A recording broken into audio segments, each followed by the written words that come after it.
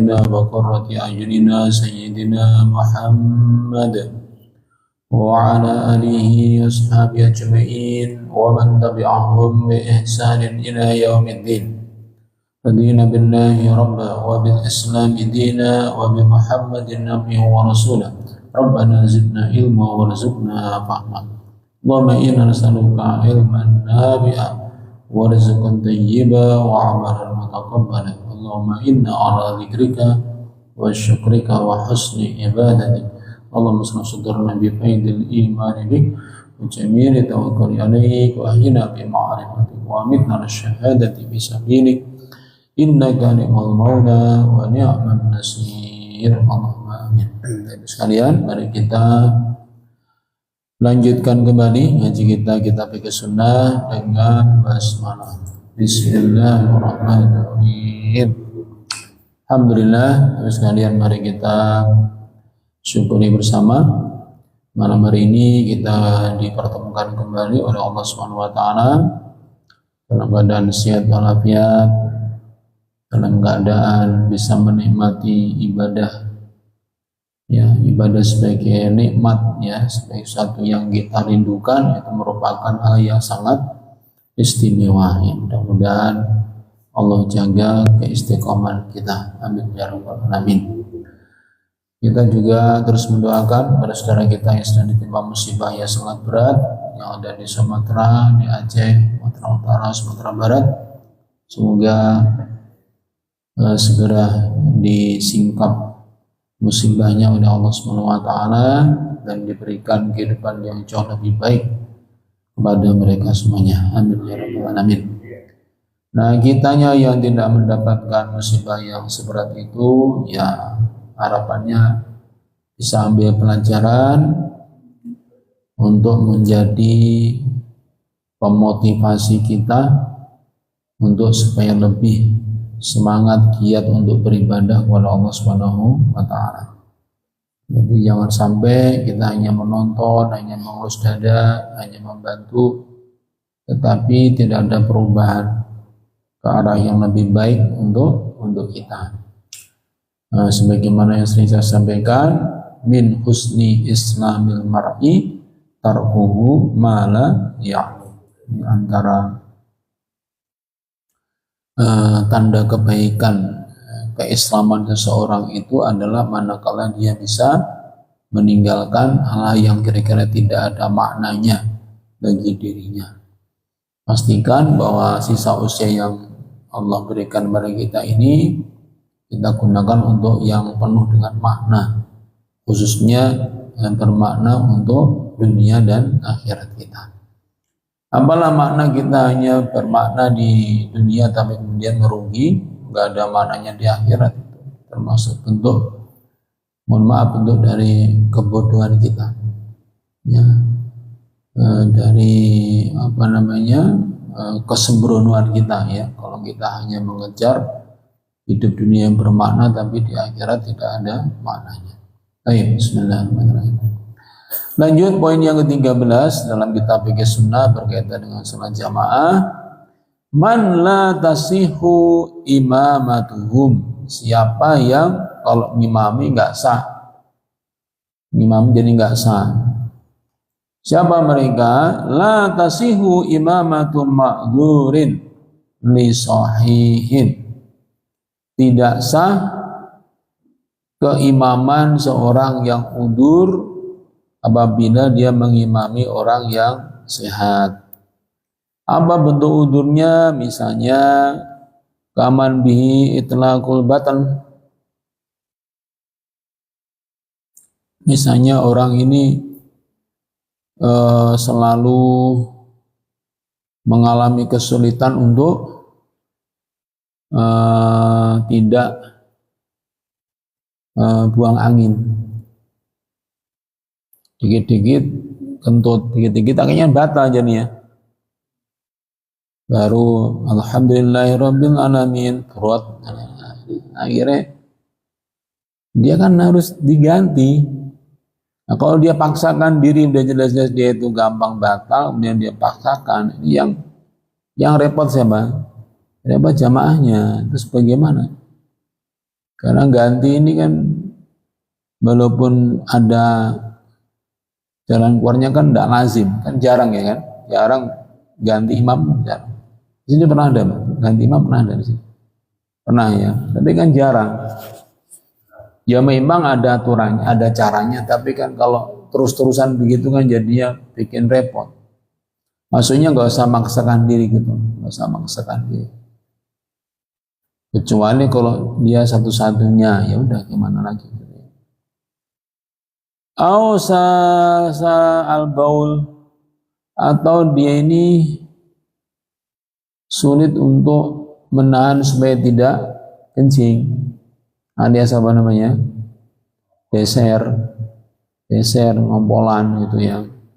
Ya ujungnya apa? Ujungnya batal juga sama. Jadi kalau orang ini kondisi begitu kan maksa banget ya. Maksudnya nggak usah lah kita maksa sampai seperti itu gitu ya. Berikan kesempatan kepada yang sehat, bukan kita nggak menghormati, nggak mengapresiasi yang sakit. Maksudnya kan tahu porsinya masing-masing. Kullu ya'malu ala syakilatihi. Ya, kalau bisa itu ya beribadah itu disesuaikan dengan keadaan kita. Kira-kira kita patutnya itu jadi makmum atau jadi imam gitu maksudnya. Itu salah satu yang harus kita tanya diri kita masing-masing gitu maksudnya.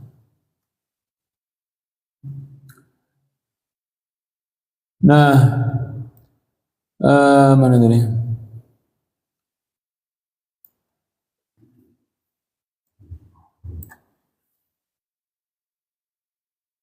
Ini siapa? Inda jumhuril ulama. Menurut jumhur ulama itu enggak sah sholatnya. Kalau diimami yang seperti itu malah bikin heboh nanti. Nah, itu jumhur menyatakan tidak sah. Tetapi maqalatul malikiyah, tapi sebagian ulama yang bermadzhab Maliki mengatakan tasihu imamatuhu lis-sahih. Sah. Kalau menurut madzhab Maliki sebagian ulama madzhab Maliki itu mengatakan tetap sah, sholatnya tetap sah, tetapi ma'al karoha, tapi hukumnya makruh. Makanya kalau bisa dihindari gitu. Sebenarnya kan sama, baik yang bilang nggak sah maupun yang bilang makruh kan berarti kalau ditanya terus gimana bagusnya, ya dihindari. Ya kalau sakitnya seperti yang kemarin kita sebut, misalnya bisanya duduk, maksudnya karena mungkin cacat di kaki atau sedang sakit sehingga dia nggak bisa berdiri, itu beda. Itu tidak termasuk yang kategori ini. Maksudnya ini kan yang gampangannya dikit-dikit batal gitu loh. Dikit-dikit batal. Apalagi kalau misalnya teknisnya itu nanti kebetulan suatu saat badalnya nggak ada atau nggak siap, itu tambah repot lagi nanti. Bagaimana caranya? Siapa yang siap untuk badali? Ternyata nggak ada yang siap. Wah ini tambah seru nanti. Bagaimana? Macet kan? Masa nunggu dia selesai wudhu balik lagi? Ya kalau zamannya satu baris nggak sampai, ya pas zamannya penuh, berarti imami Jumatan misalnya. Wah ini tambah serem kalau imam Jumatan. Nah ya begitu ya kita ingatkan ya nggak usah maksa lah gitu ya, nggak usah maksa. Serahkan kepada yang kira-kira tidak mengalami masalah seperti tadi itu ya, yang beser maupun yang gampang kentut ya, tidak bisa lama bertahannya gitu. Baik, itu yang pertama. Kemudian yang berikutnya istibabu imamatil mar'ah lin nisa.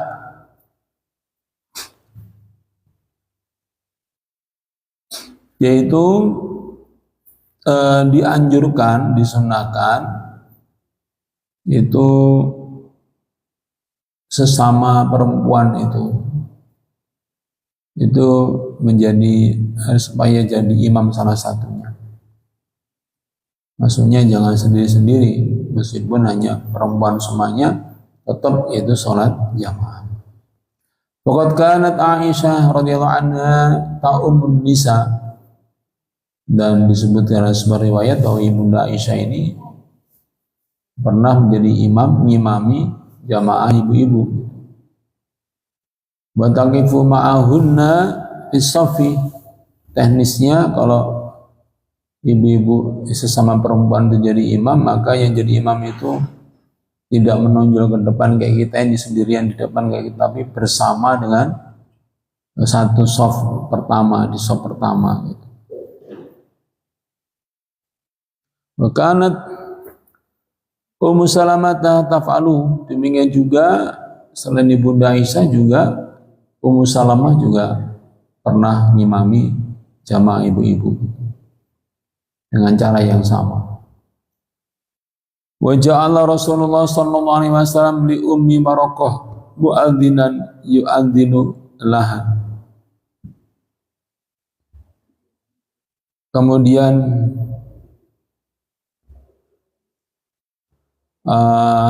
ada juga contoh Rasulullah pernah menjadikan seorang muadzin untuk Ummu Marakah, dan beliau perintahkan kepada Ummu Marakah itu untuk menjadi imam kepada kaumnya di satu desanya, di satu kampungnya gitu, untuk sholat faraid, itu sholat fardu.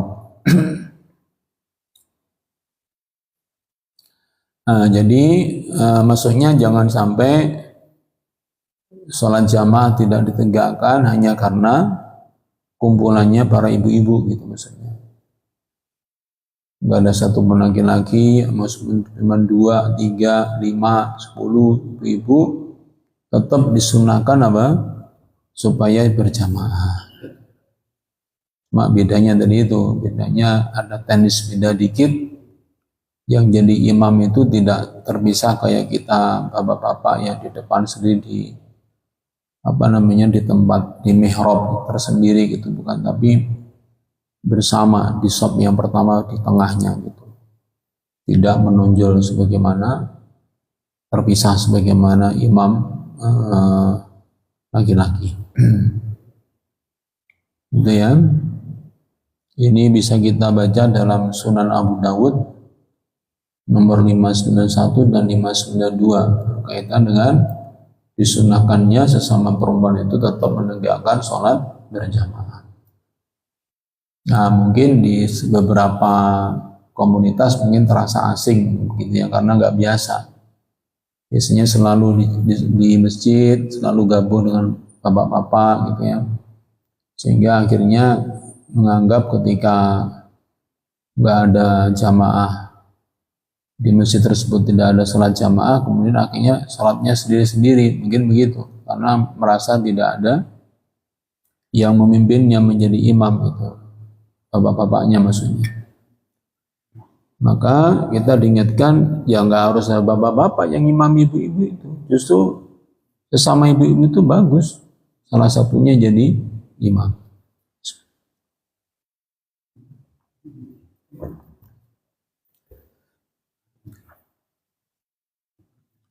Tinggal teknisnya tadi ya, teknisnya supaya diperhatikan bahwa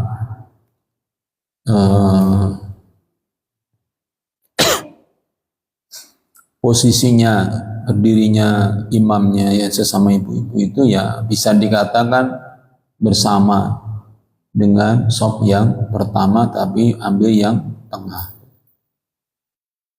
Kalau ambil yang kanan sendiri atau kiri sendiri malah bikin bingung nanti. Imamnya kok nyelinting ya ampun. Jadi di tengah lah, di tengah. Baik. Sekarang gimana kalau kasusnya beda lagi, yaitu kumpulan ibu-ibu, kemudian ada satu bapak-bapak gitu. Bagaimana caranya ini? Atau pertanyaan berikutnya, bolehkah misalnya dalam suatu masjid itu pas kebetulan hanya ada jamaah laki-laki cuma satu, selebihnya jamaah perempuan semuanya. Bolehkah saat itu sholat berjamaah itu dipimpin oleh bapak-bapak sendirian dan itu, dan jamaahnya semuanya perempuan? Nah, itu dibahas juga gitu. Itu imamatur rajuli an-nisa faqat. Itu gimana kalau seorang imam laki-laki imami jamaahnya hanya perempuan. Rawa Abu Ya'la wa Tabarani fi al-Awsat bi sanadin hasan. Abu Ya'la dan At-Tabarani meriwayatkan, itu disebut dalam kitab Al-Mujamul Awsat dengan sanad yang hasan, anna Ubay bin Ka'b ja'a ila Nabi sallallahu alaihi wasallam faqala ya Rasulullah amiltu al-lailah amalan. Dasarnya adalah sahabat Ubay bin Ka'b itu pernah mendatangi Nabi sallallahu alaihi wasallam dan beliau katakan, ya Rasulullah, saya tadi malam melakukan amalan tertentu. Nabi tanya, mahwa, apa itu? Maka Ubay menjawab, niswatun ma'i fiddar qulna innaka taqra wa la naqra wa salli bina. Ibu-ibu itu bilang begini, jadi waktu itu di kampungnya itu ya kebetulan pas dia sendirian laki-laki, kemudian semuanya ibu-ibu. Kemudian mereka mengatakan, wahai Ubay bin Ka'ab, kamu kan bacaannya bagus, ngajinya bagus. Nah, kami nggak ada yang bisa ngaji yang bagus. Maka pimpinlah sholat, jadikanlah imam untuk kami. Wassalaitu thamaniyan wal bitr. Maka saat itu aku sholat 11 rakaat. Maksudnya ini sholat tarawih berarti ya. Kita sholat malam di bulan, atau enggak disebutkan bulan Ramadan ya, sholat 11 rakaat. 8 rakaat yang mulail, 3 rakaat witirnya. Fasakatan Nabi sallallahu alaihi wasallam mendengar laporan seperti itu, maka Nabi diam. Nabi diam saja. Maka kemudian Ubay mengatakan, fara'yuna suku tahu ridho. Dari penampakan ketika saya melihat Rasulullah itu diam, waktu itu kami berkeyakinan masuknya diamnya Nabi itu masuknya ridho, masuknya nggak mengapa, ya boleh saja, silahkan. Tetapi Nabi waktu itu reaksinya tidak berupa ucapan, tapi diam. Nabi mendiamkan. Maksudnya kalau sampai nggak boleh, mesti Nabi akan mengatakan. Dengan diam itu kesimpulannya ya berarti boleh. Ya mungkin kalau sekarang ditambahi penampakannya, misalnya diam tapi senyum, penampakannya senyum. Diam tapi mengernyitkan dahi, ini, atau diam tapi posisinya kayak, lu kok kayak gitu sih? Makanya dia akan mikir, wah jangan-jangan ini nggak diridhoi. Nah, Ubay ini menilai sikapnya Nabi yang diam itu diam yang bisa disimpulkan dia itu ridho. Nah itu kalau ada case seperti itu ya, yaitu semua ibu-ibu terus kita sendirian, berarti waktu itu beruntunglah ya, karena berarti itu apa, gandeng dia berarti kan ya, gandeng dia kayaknya sing lawan misalnya, gandeng dia. Nah gitu, itu posisinya bolehnya itu diridhoi oleh Nabi, itu kesimpulan dari sahabat Ubay bin Ka'ab. Nah kita belum tahu ada riwayat yang lainnya, misalnya coba bilang Nabi itu ridho, ini ada hadis lainnya mengatakan nggak ridho, ya kalau ada ya silakan disampaikan ya. Ya kita terbatas juga mengetahui berbagai macam dalilnya, silakan disampaikan dalilnya kalau ada. Baik. Kemudian yang ke-16, karahatu imamatil fasik wal mubtadi', yaitu makruhnya sholat jamaah dipimpin oleh imam yang fasik, dan makruh pula sholat jamaah itu dipimpin oleh al-mubtadi', yaitu ahli bid'ah.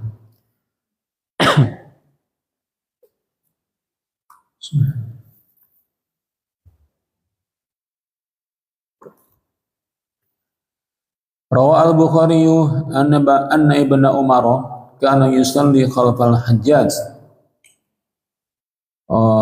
Disebutkan dalam Sahih Al-Bukhari bahwa sahabat Abdullah ibnu Umar radhiyallahu anhu itu pernah salat di belakangnya Al-Hajjaj. Al-Hajjaj ini saat itu masuk kategori orang yang fasik. Wa Muslim anna Abu Sa'id Al-Khudri shalla khalfa Marwan salat al-Aid.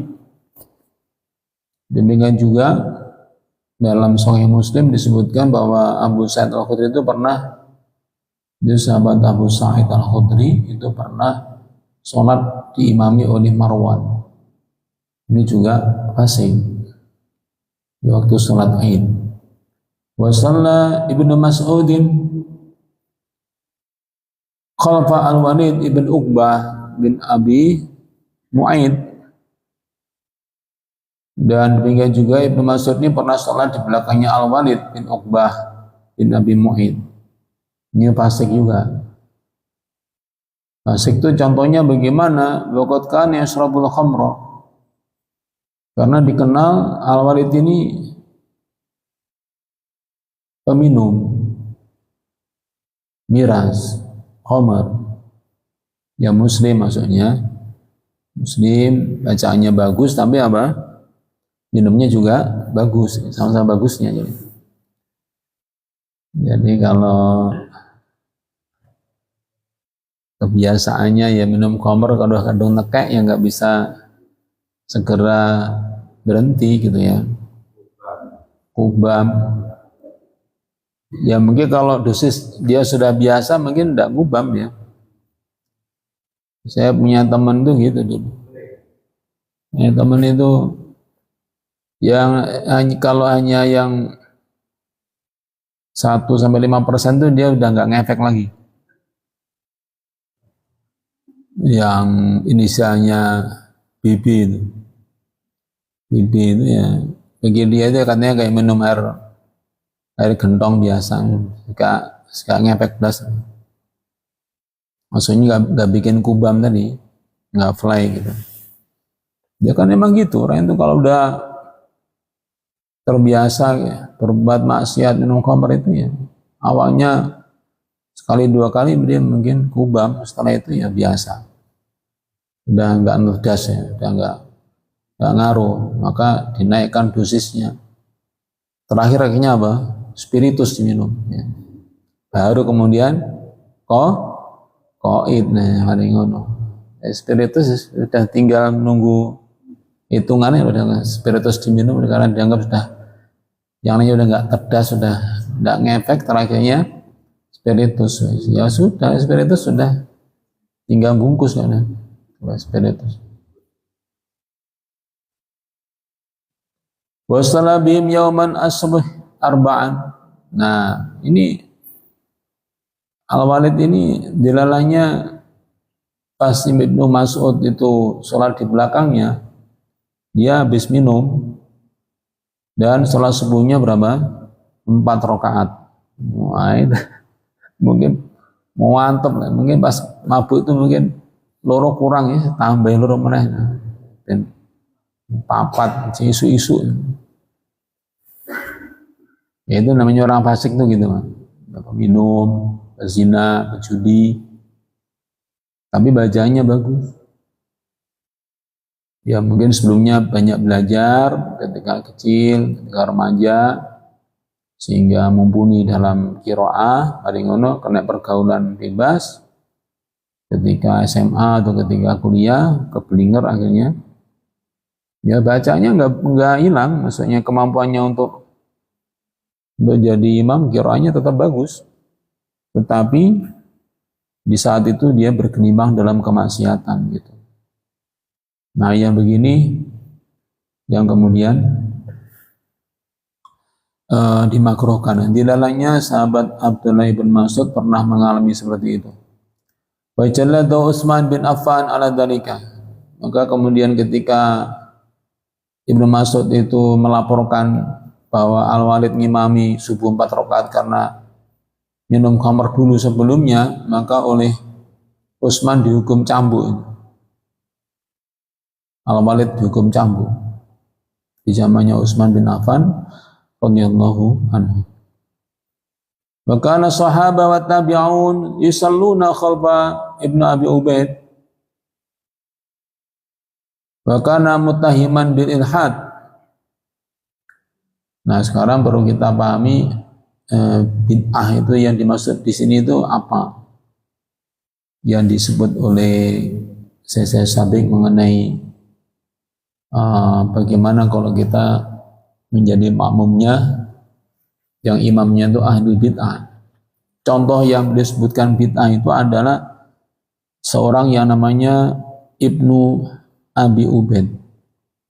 Dia ini patut diduga ilhad. Ilhad itu ateis. Ateis. Wa da'iyan ila dhalal, dan dia mengajak kepada kesesatan.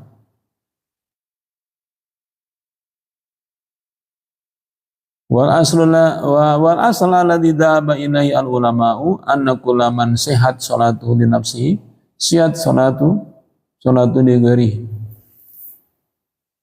Jadi beliau hanya mencontohkan satu saja yang dimaksud dengan ahli bid'ah itu dalam bidang akidah maksudnya. Bukan dalam bidang ibadah, tapi maksudnya dalam bidang akidah, misalnya Murji'ah, Qadariyah, Mu'tazilah, ya Jabariyah, termasuk ilhad tadi itu. Nah, itu artinya ateis, nggak percaya sama Tuhan, tapi dia bisa sholat. Ya. Nah, kenapa contoh-contoh tadi itu, yaitu menjadi imamnya itu orang yang fasik, orang yang ahli bid'ah, itu kenapa posisinya itu dimakruhkan, nggak sampai batal, hanya nggak disukai saja, tapi tetap sah. Alasannya apa? Alasannya ulama mendudukannya begini, prinsip dari ibadah itu adalah anna kulla man sahhat salatu li nafsi sahhat salatu li ghairi. Jadi patokannya adalah kalau seseorang itu sholat munfarid itu sah, ya misalnya saat dia sholat sendiri itu dihukumi sah, maka ketika jamaah ya sama-sama sahnya. Ya sekarang masa kita bilang begini, gimana kalau orang itu belum bisa meninggalkan mabuknya, boleh nggak sholat? Nah kan jadi gitu jadinya. Masa kita jawab nggak boleh, ya malah ya kan tetap boleh, ya tetap wajib kan. Mau pezina, mau pejudi, mau perampok, mau koruptor, mau orang dolim, orang bengis, ditanya apa yang ketika fasik seperti itu kemudian kewajiban sholatnya menjadi hilang, kan tetap. Nah pertanyaannya, sah nggak sholatnya orang yang dolim, yang korup, yang perampok, penjamret, penjudi, yang molimo lah. Molimo apa lupa saya. Molimo itu apa ya? Mangan melu morotuwo, kurang loro kan?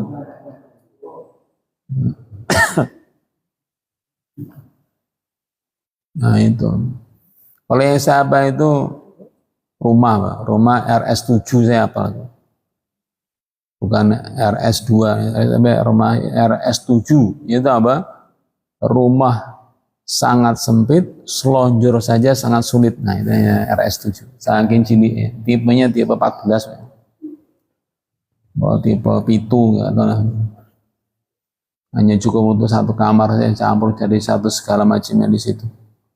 Nah, jadi ya nggak mungkin ulama itu mengatakan sholatnya peminum khamr itu nggak sah. Maksudnya ketika sendirian, maksudnya ketika sholat munfarid. Maksudnya. Justru salah satu penolong dia untuk tidak semakin terjatuh dalam kubangan kefasikan itu kan ditopang dengan, disanggah dengan sholat. Kan gitu malah. Nah, masa kemudian orang-orang fasik itu sholat kemudian dibilang nggak sah, malah diduduki wong yang bilang gitu nanti. Di mana letaknya untuk menghargai proses atau kelemahan manusia yang sedang keblinger kemudian supaya bisa terangkat suatu ketika dari kubangan kemaksiatannya. Kalau kemudian ketika dia pengen sholat malah dibilang sia-sia sholatnya, gak sah sholatmu.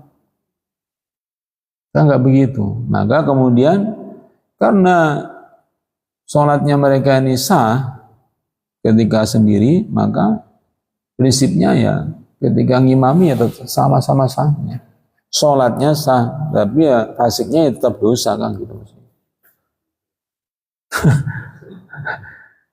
Jadi sholatnya sah, nah kefasikannya itu berdosa, tetapi sholatnya adalah tetap sah. Nah, tetapi kan jadi nggak enak misal kita diimami sama orang yang ya tadi misalnya salat subuh berapa? 4 rakaat, ya, nanti 2 sampai 8 rakaat misalnya. Artinya menjadi makruh, nggak sampai haram, nggak sampai batal, ya, tapi apa? Makruh saja. Ya makruh di sini artinya bukan cuman dalam arti tidak sunnah, tapi ya sesuatu yang nggak disukai, yang dibenci maksudnya. Artinya ya diupayakan janganlah. Maka itulah kemudian pentingnya kita itu di setiap masjid itu perlu adanya pengkaderan untuk para imam. Itu tujuannya supaya nggak bergantung pada orang-orang yang mungkin suatu ketika sedang terjatuh dalam kemaksiatan supaya ada gantinya. Namanya ujian hidup kan macam-macam, ada ujian kemiskinan, ujian kekayaan, ujian pergaulan, ujian kemaksiatan, ini semua ujian dari Allah SWT.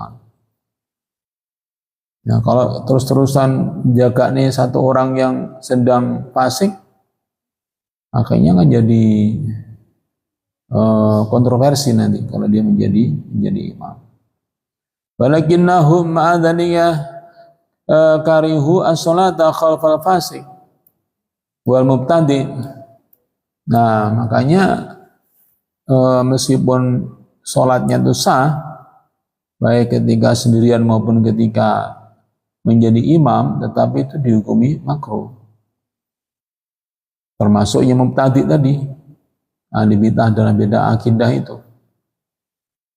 Lima rawahu Abu Dawud wa Ibnu Hibban, basakata anhu Abu Dawud wal Mundiri, an Sa'id bin Khalad, anna rajulan amma qauman fa basaqa fil qiblah atau fil qiblah, maaf. Dasar yang lainnya itu adalah untuk dihukumi akhirnya tidak sampai batal tapi itu makruh. Ini ada riwayat yang lainnya dari Abu Dawud, Ibnu Hibban, dan Abu Dawud itu mendiamkan bab ini, no comment maksudnya itu. Dari Sa'id bin Khalad bahwa sesungguhnya itu seseorang pernah mengimami satu kaum. Jadi imam, fabasaqa fil qiblah, tiba-tiba dia meludah di kiblatnya, di tempat dia mau sujud itu, di situ dia meludah. Wa Rasulullah SAW yang dur ilaihi, waktu itu Rasulullah melihatnya. Faqala Rasulullah SAW, maka Nabi kemudian ingatkan, la yusalli lakum. Jadi maksudnya jangan menjadi imam kalau seperti itu.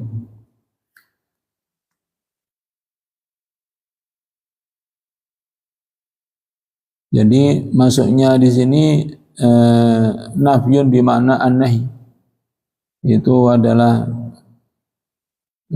gabungan dua makna. La di sini maksudnya bisa bermakna tidak, bisa bermakna sekaligus jangan. Maksudnya apa? Kalau tidak, maksudnya la yusalli lakum, maksudnya ya salat kamu tidak sah.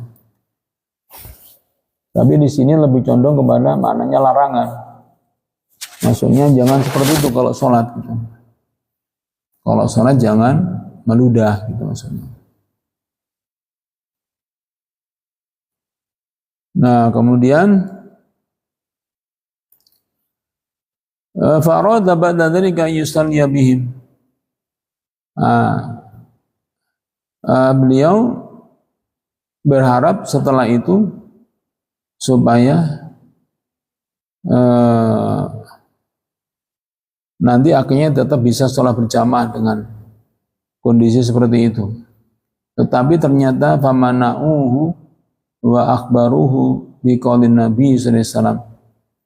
Ternyata mereka melarangnya dan sekaligus memberitahukan kepadanya tentang sabda Nabi sallallahu alaihi wasallam tersebut. Fadzakara dzalika lin Nabi sallallahu alaihi wasallam, maka dilaporkanlah kepada Nabi sallallahu alaihi wasallam. Setelah itu maksudnya sebagian dari jamaah itu mempertanyakan itu loh. Kenapa kok dilarang meludah saat jadi imam, meludah di tempat sucinya, kenapa dilarang? Maka Nabi kemudian menjelaskan, na'am innaka adzaitallaha wa rasulahu. Karena kalau kamu itu saat sholat itu meludah di tempat sujud, itu kamu berarti seperti menyakiti Allah dan Rasulnya, menyakiti, mengganggu Allah dan Rasulnya. Nah di sini dimaknai juga tidak sampai itu batal sholatnya, tetapi ini sifatnya apa? Makruh saja. Makruh saja. Nah, tentu saja meskipun hanya makruh, ya tetap kiranya perlu dihindari. Baik memilih imam yang fasik atau mubtadi, ahli bidah, maupun yang kurang adab atau su'ul adab tadi. Yaitu apa? Imami kemudian meludah. Dan ludahnya itu yang diludahi apa? Tempat sholatnya gitu. Ya mungkin bahasa kita apa namanya itu ya? Kemproh ya, kemproh, jorok ya, kemproh, jorok. Nah itu ya makanya ya menjadi imam itu ya ternyata ya tetap ada kepatutan, ya, walaupun itu tidak mempengaruhi keabsahan sholat, tapi itu mengganggu kalau seperti itu. Ya itu saya kira yang bisa kita bahas sampai dengan poin yang ke-16. Mungkin ada yang mau ditanyakan, monggo saya persilakan. Nggih. Mudah-mudahan ya. Misalnya ada imam tiba-tiba mabuk, kemudian sampai meninggal dunia misalnya, itu statusnya sebagai makmum dan apa kita ngomong dulu, apa kita lanjutkan sholat berjamaah atau kita ikut karena apa itu keadaan seperti itu? Iya. Atau sebaliknya makmum, ada yang makmum juga terhadap kemudian jatuh gimana? Iya. Baik, apa resikonya ketika sedang proses sholat kemudian di cancel? Baik berjamaah maupun sebagian. Baik itu imam maupun makmumnya. Jawabannya adalah boleh. Mengcancel itu boleh. Dengan sebab tertentu itu boleh.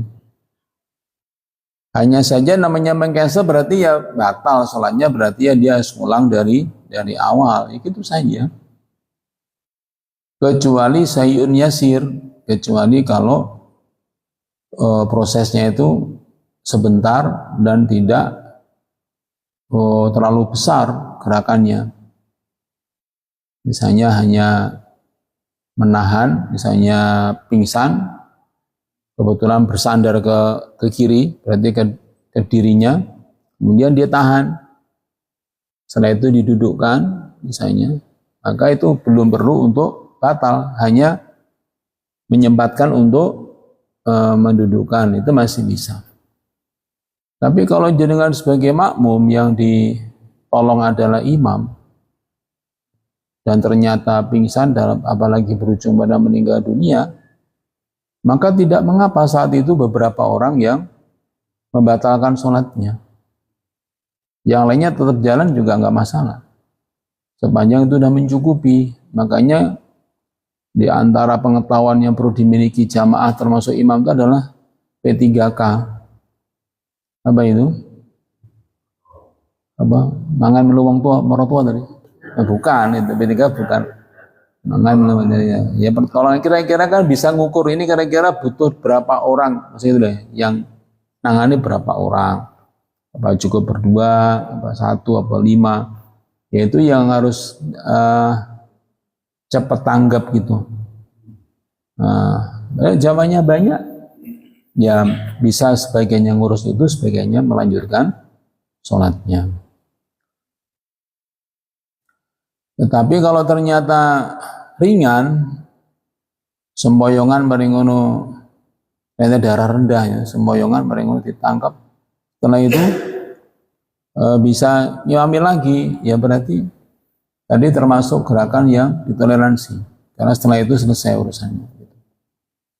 Nah itu urusannya adalah menimbang tingkat bahayanya dengan keterlibatannya kira-kira seberapa besar yang nanti akan membuat sholatnya batal, harus diulang, apakah ternyata termasuk yang dimaklumi. Yang sudah kita bahas kemarin itu, kapan itu adalah dibolehkan kita melakukan gerakan untuk menyelamatkan diri, misalnya ada ular, ada kalajengking, ya ada landak misalnya, termasuk gempa. Nah itu kalau contoh yang tadi itu nggak membatalkan sholat, dia hanya menyingkirkan atau dia pindah beberapa langkah, itu masih bisa dilanjutkan. Tetapi itu kasusnya adalah yang udah pasti kalau dia sholat sendirian. Tapi kalau yang begitu adalah imamnya, maka imamnya yang harus segera bisa mengkonsolidasi diri. Ini kira-kira cukup sampai sini, apakah masih akan terus menjadi masalah sehingga dia akhirnya tersibukkan dengan mengantisipasi madharat atau bahayanya, maka saat itu ya dia sebaiknya membatalkan sholatnya supaya diganti sama yang lain, supaya beliaunya fokus untuk mengamankan yang membahayakan tersebut.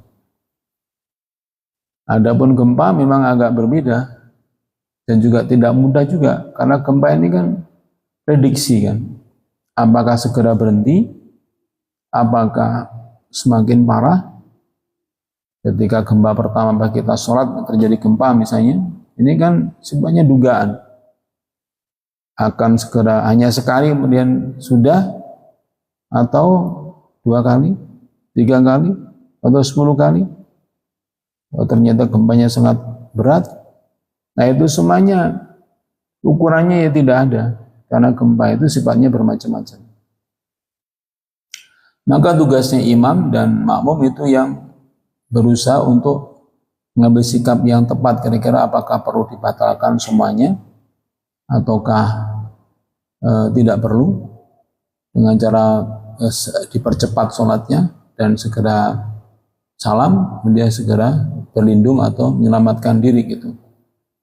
Nah itu nanti hubungannya dengan berat ringannya gempa. Kalau betul-betul sangat berat, waktu itu kan pernah viral waktu gempa di Lombok itu sampai bertahan.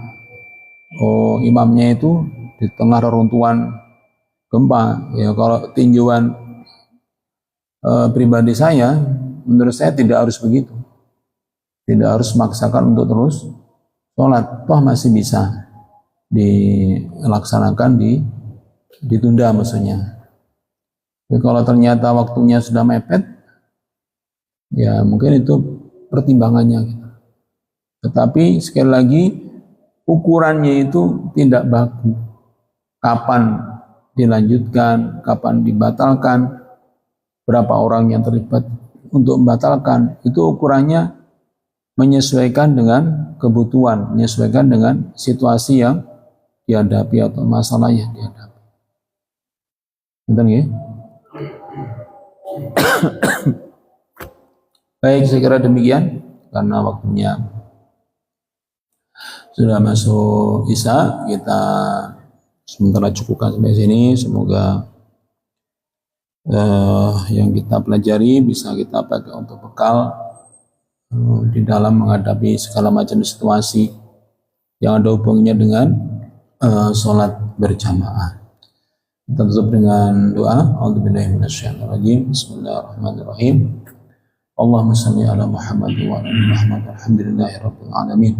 Allahumma qsim lana min khashyatika ma tahulu bainana wa baina ma'asika wa min ta'atika ma tuballighuna bihi jannatak wa min al-yaqini ma yuhawwinu bi 'alaina musibatid dunya wa mat'ana bi asma'ina wa basarina quwwatina ma ahyaytana wa ja'al risamina wa ja'al sarana ala dhalamana wa ansurna ala man adana wa la taj'al musibatana fi dinina ولا تجعل الدنيا أكبر همنا ولا مبلغ علمنا ولا تسلط علينا من لا يرحمنا سبحانك اللهم وبحمدك أشهد أن لا إله إلا أنت أستغفرك وأتوب إليك نصر من الله وبات قريب وبشر المؤمنين والسلام عليكم ورحمة الله وبركاته.